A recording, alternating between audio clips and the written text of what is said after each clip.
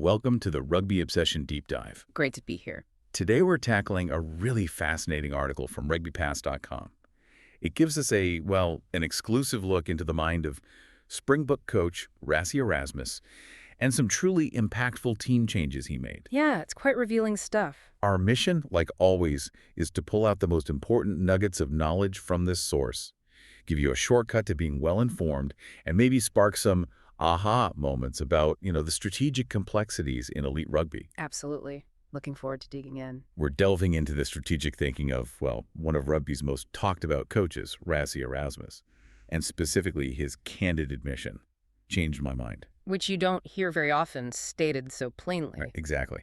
We're going to unpack why he made such mass changes to the team for the Wellington test.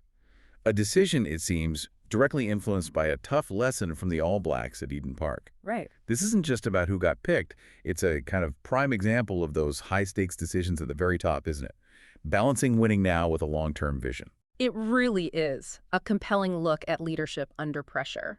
What's particularly insightful here, I think, is not just the changes themselves, but the remarkable transparency Rassie shows when discussing them. Yeah, that openness is key. He's navigating the intense pressure of the Rugby Championship, which is obviously crucial, while also having a very clear eye on the future. It's something every elite coach grapples with, that balance. We'll connect this to the bigger picture, too. Squad development, how playstyles evolve, maybe even the psychological impact of that kind of honesty. It's definitely a look behind the curtain of top-level coaching. And hey, before we dive deeper into Rassie's strategy, if you love breaking down the biggest rugby stories, getting inside the minds of the game's strategists. Which, let's face it, is fascinating stuff. It really is. Make sure you're subscribed to Rugby Obsession wherever you get your deep dives. You won't want to miss our future episodes exploring all the nuances of this incredible sport. Definitely hit that subscribe button. Okay, let's unpack this key moment then. The Springboks took a significant loss at Eden Park. A tough one, yeah. And Rassie admits it inspired more changes than he initially had planned. This wasn't just tweaking things, was it? It felt like a fundamental shift. No, it really didn't. And it immediately raises that crucial question. How do coaches, even the best ones, adapt under that kind of intense pressure, especially after a big defeat against, the All Blacks? Right.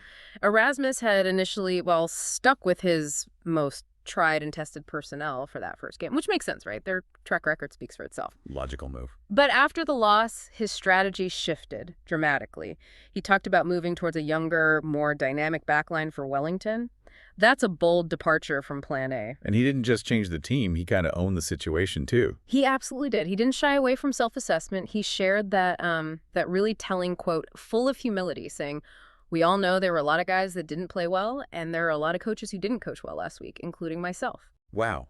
That level of self-reflection from a World Cup winning coach? Right. That's pretty rare. It really speaks volumes about his character and, his leadership style. Yeah, it's not just taking responsibility, is it? It's like he's pointing to a tactical revelation he had. And this is where it gets really interesting for me. He specifically mentions the energy that the guys who came on maybe changed my mind and made me think, let's get some energetic guys onto the field who've never played here before. Right. So it wasn't purely about the established player's performance or lack thereof. It was about this fresh burst of energy he saw coming off the bench. That prompted a whole rethink. Exactly. It's not just about talent on paper. It's about that intangible impact, pure, unbridled energy, as you say. And when you connect that to the bigger picture, it just underscores how critical fluidity and, a willingness to course correct are in top-tier rugby. It's not just reacting, is it? No, it's acknowledging that sometimes a fresh perspective, that raw enthusiasm, can actually be a game changer when the established plan hasn't quite delivered. He even compared the feeling of their comeback in that Eden Park game, Despite the loss, to a World Cup match. He said, "They clawed ourselves back into the game."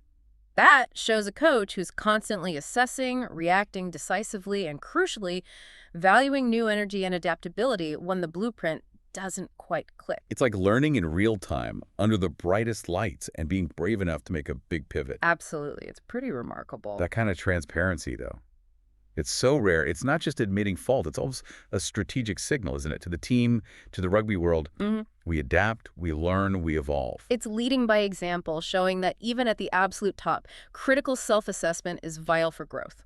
But, playing devil's advocate for a second, could that kind of public change my mind statement, especially after a loss, maybe undermine the confidence of those tried and tested guys who were initially picked? That's a fair question. It's a perceptive one. Or does it just reinforce that performance is everything for everyone? I think, look, while it could theoretically create a moment of uncertainty, I believe Rassie's intent, and probably how the team takes it, leans towards positive reinforcement. How so? By openly admitting his own coaching didn't hit the mark and highlighting the energy of the bench players, he's fostering a culture where everyone knows their impact, their intensity is constantly being watched. So it keeps everyone on their toes. Exactly. It creates a competitive internal environment. No spot is guaranteed. It pushes everyone to bring their absolute best. It's a bold move, sure, but it fits with building a resilient, adaptable squad.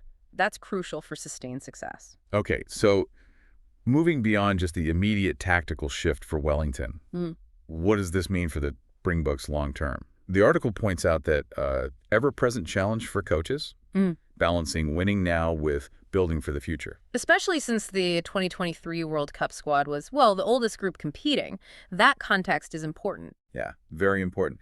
So this isn't just about one match. It feels like a broader strategic play. And what becomes really clear here is Erasmus's explicit, calculated dual focus. He's not just thinking about Saturday, he's laying foundations for years ahead. He actually spells it out, doesn't he? He does. He articulates his priorities quite clearly. He says, firstly, winning every match is quite important for us, at least trying to win every match. That's the most important thing. Okay, win now. The big thing is building squad depth. And then he details this very thoughtful, phased process for doing it. How does he describe that? He talks about introducing youngsters, sometimes with some senior players, introducing youngsters at different venues, introducing youngsters against other opposition that is really good, #1 in the world, at their home field, under pressure with crowd pressure. So it's not just throwing them in at the deep end randomly. Not at all. It's not just blooding new caps for the sake of it. It's a deliberate strategy. Expose emerging talent to the toughest environments possible, forge their resilience, accelerate their development, but within a supportive structure. That sounds like a really clear, systematic roadmap for cultivating the next generation. It is. And he names names, too. He points to players like Afili Fassi, calling this the next stage for him developing.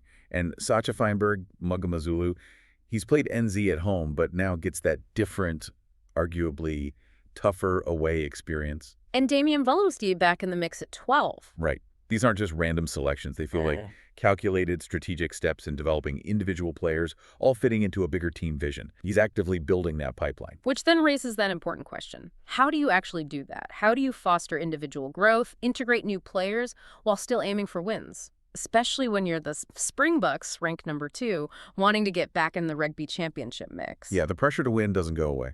Not at all. Erasmus is undeniably playing a long game here. The 2027 World Cup is clearly in his sights. He envisions a team that can innovate with greater attacking penetration, that suggests a strategic evolution in their style. So it's not just about replacing older players. No, it's about shaping a future team identity. It's that delicate balance. Nurture talent, maintain competitiveness, and slowly, deliberately adapt the team's tactical philosophy over a 4-year cycle. It really is a high-stakes chess match, isn't it? You're experimenting for the future, but the pressure to win now in a major tournament is immense. Absolutely. The potential rewards are huge, but so are the risks if results dip in the short term. Like, what happens if these energetic youngsters struggle in those tough away games? Does that potentially hurt their championship chances? How do you keep belief high during that development phase? That's the ultimate tightrope walk for a coach like Rassie. The risk is real. Short-term losses can dent morale, invite public criticism. We all know that. But the counterpoint is that the learning those young players get in those pressure cooker environments is invaluable. You try to mitigate the risk by integrating them strategically, often alongside experienced heads like Erasmus described. So you accept maybe a few bumps in the road? Potentially. The immediate consequence might be a dip in rankings or points, but the long-term payoff, if it leads to a more versatile, experienced squad for 2027, could be absolutely monumental. It just requires huge conviction from the coaches and buy-in from players and, importantly, the fans. Speaking of which, if you're enjoying this deep dive into rugby strategy and you want more insights like this, Which you definitely do. don't forget to subscribe to Rugby Obsession and maybe hit that notification bell so you never miss a deep dive right into the heart of the game. Do it now. Okay, back to the fans. It's always fascinating to see how they react to these high-level decisions, isn't it? Oh, always. And the source had some great comments. Yeah, some fantastic comments from listeners included in the article. And they've had some strong opinions, some deep analysis. One comment really nails that long-term view. Nice try, Rassie, but who won the rugby championship will be forgotten when the real aim, WC, comes around. But his thoughts reveal why he is so good at what he does. Perfectly captures that tension, doesn't it? It does. Another one took a more speculative, almost gambler's tone. The Wellington test. Well, I took a gamble and I won. Lose it. Well, I took a gamble. What can I say? Shows the immediate reaction, the results focus. Exactly. These comments really show that spectrum of thought from the public. They absolutely do. They illustrate that dynamic tension between immediate results and long-term goals we've been discussing. But there was one particularly insightful comment, I thought, that took the analysis even further. Which one was that? The one suggesting Rassie is actually deflecting, saying, this team selection is not some kind of U-turn or change in the overall plan. It's an adjustment in the same journey. Okay, interesting take. This commenter firmly believes Rassie is working backwards from the 2027 RWC and already has a vision for what that team will look like as well as how they will play. Wow. And then they introduce the fascinating concept of Tony Ball style, Tony Ball, suggesting the Boks might need to innovate with greater attacking penetration to counter how the game's evolving, maybe even potential rule changes. That's not just fandom, that's pretty high-level punditry right there. That is a deep read from a fan. Dissecting motivations, predicting strategic shifts. So, Tony Ball, often linked with Tony Pivac, right? Described as high risk and high reward. Typically, yeah. More expansive, attacking, ball in hand, exploiting space, maybe bold offloads, quick transitions. So this fan then asks the crucial question. Will the Boks go for a Tony Ball light? Modified version. Balancing innovation with their traditional strengths, set piece, physicality. Or will they stick to a more conventional phased attack? Still building pressure, but maybe with less gray flair. It's clear fans aren't just looking at who's playing, but how they're being asked to play. They're scrutinizing the whole tactical philosophy. Indeed, and it just highlights a really sophisticated level of engagement from rugby fans, doesn't it? They're discussing not just selections or results, but coaching philosophies, strategic evolution, even the future direction of the sport. Yeah, that bit about the Bok DNA, perhaps needing to be depowered by World Rugby as a playing style. That's a compelling idea, that rule changes might push for innovation, move things away from pure physicality towards a more expansive game. It's not just about winning the next match, it's about staying relevant, staying competitive as the whole tactical landscape shifts. The level of strategic thought from these fan comments is just, well, really impressive. It shows the passion, the dedication, the deep knowledge within the rugby community. Absolutely. They're not just watching, they're actively analyzing the future, thinking about how coaches will adapt, even how rules might force evolution. It's a testament to how deeply this sport resonates. So what are the key lessons, maybe for coaches, or even just for us as fans, that we can draw from this kind of collective strategic thinking? I think maybe the biggest lesson is humility for both coaches and analysts. Fans, with their collective passion and different perspectives, often spot trends or ask questions that challenge conventional wisdom. That's your point. For coaches, it's a reminder their decisions are under constant, detailed scrutiny, which can be a valuable, if intense, feedback loop. For us, it highlights that true understanding comes from embracing multiple viewpoints. Rugby is dynamic, it's a living thing. It constantly invites deeper thought. Exactly. So as we wrap up this deep dive, it seems abundantly clear that Rassie Erasmus's decisions here offer this fascinating, almost textbook glimpse into the strategic tightrope walk of elite rugby. It really does. It's all about balancing that immediate tangible hunger for victory, like in the Rugby Championship, with the visionary, sometimes audacious planning needed to build a team that can peak at a World Cup 4 years down the line. It's a continuous process. Development, adaptation, sometimes those bold gambles we talked about, and all coupled with that incredibly honest self-assessment from the coach. This whole journey, It raises that bigger question for all of us who follow the game, doesn't it? Right. What truly defines a successful coach in modern rugby? Is it just the trophies they collect? Or is it also their ability to cultivate a sustainable, evolving system that keeps delivering future champions, even if it means sacrificing some short-term glory along the way? Yeah.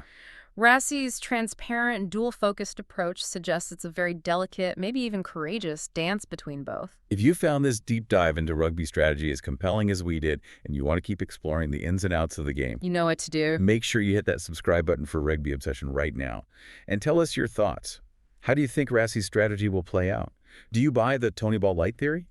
Share your opinions in the comments section. We'd love to hear them. Yeah, let us know what you think. Thank you for listening to the Rugby Obsession Deep Dive, and we'll look forward to you listening to our next episode.